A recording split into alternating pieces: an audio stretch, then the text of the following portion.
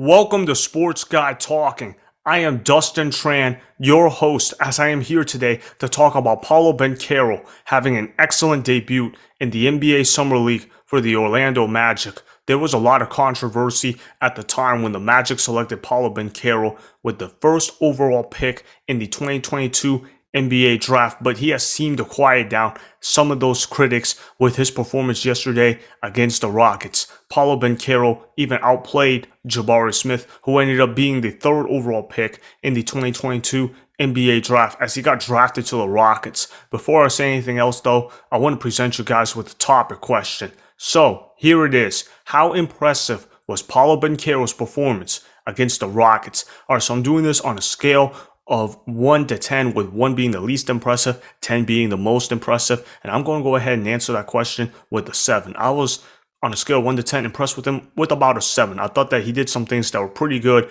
I was pretty impressed with him. And look, I said this guy was going to be a draft bust or at least an underachiever coming out of the draft.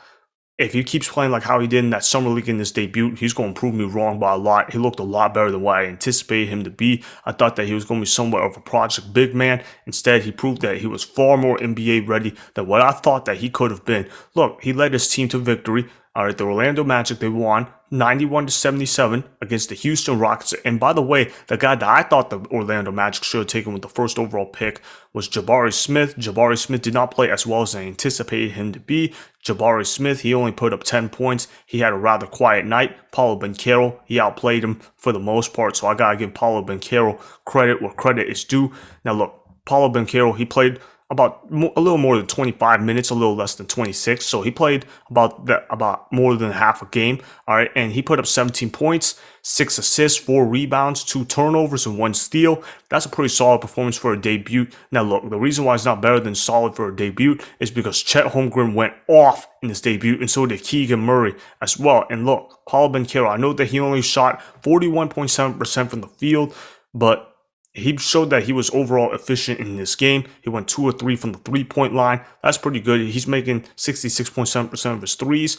And then he made all of his free throws, 5 of 5 from the free throw line. And he had a true shooting percentage of 59.9%. Again, that's pretty effective too for a first game. And he had a plus-minus rating of plus 20. So that means he was helping the team all over the floor. So he played pretty well.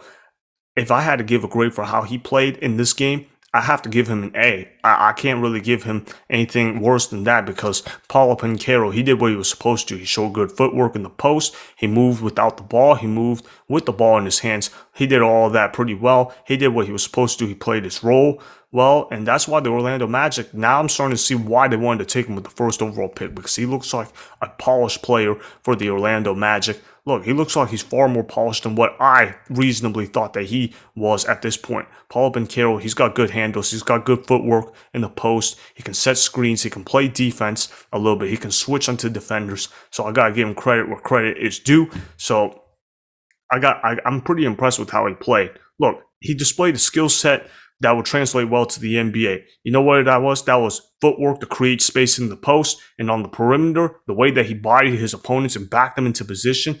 And he also made good passes in there. So those are some skill sets that he's going to need in order to be successful in the NBA long term. And he showed me that he was far better at that than what I thought he was capable of. So I'll give him his credit. I'm not going to hate on Paolo Banchero. I'm not going to say that it's just a fluke. It's just a one game thing. Because look, the guy, he made plays when he could have.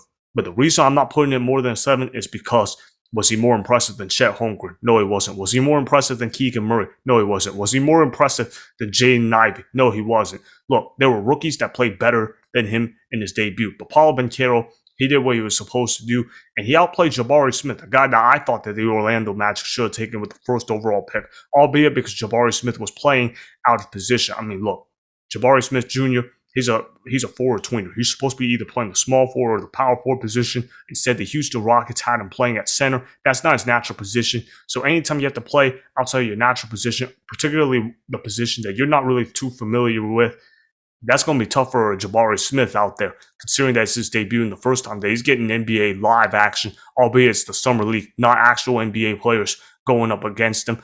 But Paolo Banchero, like I said, got to give him credit where credit was due. He played better than Jabari Smith did. So Paolo Banchero, he showed that he could stretch the floor. He showed that he could make plays happen.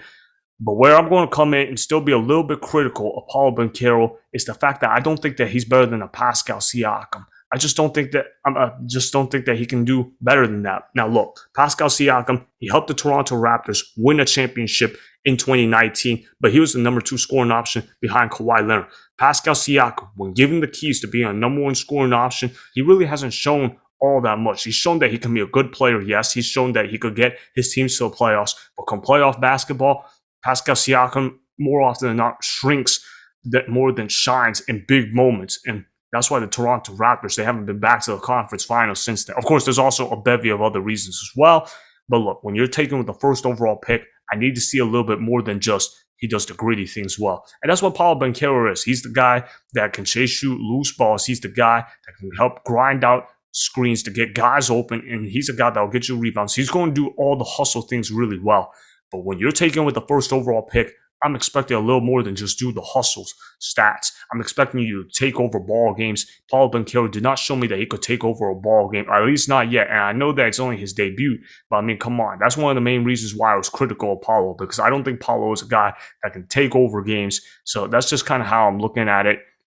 So Paolo Banchero, he played pretty good, but I can't be raving about his performance. I can't be saying, oh my goodness, look at Paolo Banchero. He's the second coming of insert in an all-star name. Because look, the Orlando Magic, they're a team that's in disarray. They're not a good basketball team right now. I know they got young talent on their team, but I mean, come on. Their coaching staff, a lot of question marks around them. Their front office, they haven't been good in a decade or so. They've made questionable decision after questionable decision. And to see Paolo Banchero rise up to the draft boards the way they did, I mean, yeah, that's why I'm going to have some question marks about. It's the Orlando Magic that we're talking about. This isn't like the OKC Thunder where they got an established general manager that knows what he's doing. Their general manager, he doesn't know what he's doing. So that's just kind of how I'm looking at that. So Paolo Banchero, solid basketball player. He can do some things that are really well, and he showed us that he can be a little bit better than what I anticipated him to be. But am I convinced that he's going to all of a sudden become a future all-star player?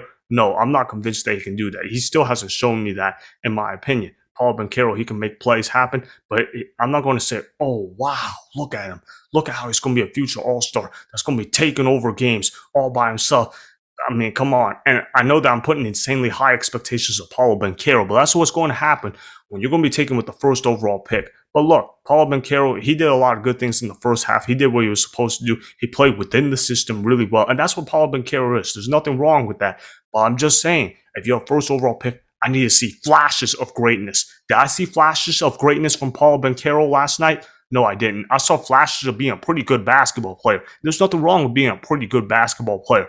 But there were players that had more impressive debuts than Paolo Banchero did. Chet Holmgren, he played awesome for a debut. If Chet Holmgren was taken with the Orlando Magic with the first overall pick and he played like he did in his debut, that would have been like, yep, the Orlando Magic, they did the right thing.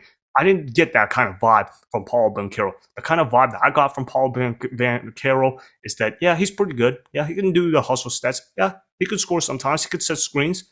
He can sometimes have a nice performance here and there. But I see performances that are like, oh, man, this guy's going to be a top 10, top 15 player. No, I didn't get that vibe. I get the vibe that he was going to be a future MVP candidate if he puts it all together. No, I didn't get that vibe. But that's the kind of things that you're expecting.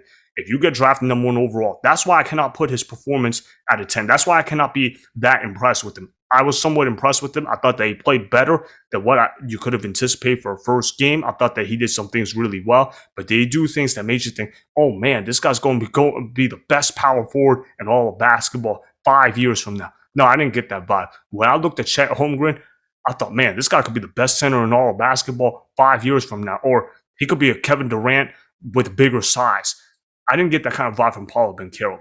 My ceiling for him still maintains Pascal Siakam. And look, there's nothing wrong being a Pascal Siakam. Pascal Siakam is a good basketball player, but nobody's going to say, oh man, Pascal Siakam's a top 10 basketball player. But when you get taken with the first overall pick, that's the expectation that people are expecting from you. This guy's got more bust potential than what most people are realizing. I still think that. And look, if Paolo Banchero continues to prove me wrong in Summer League, I'll give him his props. But for now, I'm still not fully sold on the guy. I'm really not. I mean, Paolo Banchero, he's a good basketball player, but is he great? No, he's not a great basketball player. So that's why my impressive meter for him was at a 7. That's why I can't put it higher than a 7. I was impressed with him, but I wasn't over the top kind of impressed that makes you say, wow, this guy's going to be an awesome basketball player one day, and that The Orlando Magic, they were geniuses for taking him with the first overall pick. I still don't get that vibe, but he is ahead of Jabari Smith Jr. right now with the curb. He did play better than him, so I will give him credit for that. So that is why I was somewhat impressed with Paolo Banchero's performance against the Rockets, even though I still have doubts about Paolo Banchero becoming a future superstar in the NBA. Remember, go ahead and subscribe to Sports Guy Talking. Like the video and please comment down below. If you guys do that, I may shout you guys out in a future video. Make sure to follow me on Instagram at Dustin Tran and at Sports Guy Talking. Also, go follow me on Twitter at Dustin Tran. Again, go ahead and do those things that I just told you guys to go do. Hopefully, you guys enjoyed the content that was just produced. Peace out. I hope you enjoyed that video. Want more Sports Guy Talking, the home of great sports content? Make sure you click that subscribe button to get the latest from Sports Guy Talking. Go ahead and like the video, comment down below, check the description box on the video in order to follow my Instagram and Twitter. Also, be sure to check out more of the best clips from the YouTube channel Sports Guy Talking.